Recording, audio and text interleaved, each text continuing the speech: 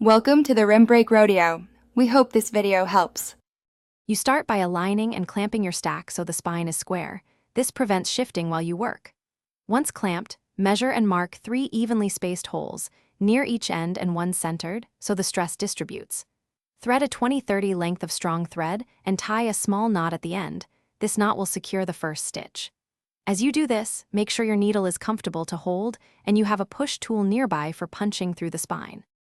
You pierce through hole 1 from the outside, letting the knot sit against the cover so it won't pull through. Pull the thread snug. Next, go into hole 2 from the inside and out, then down into hole 3 and out, maintaining even tension so pages lie flat. Once you reach hole 3, loop back into hole 2 to form a locking chain. This creates a reinforced spine. Make sure stitches sit flat and not twisted. If they twist, gently loosen and realign them. You finish by tying 2 or 3 tight knots on the inside to lock the sewing.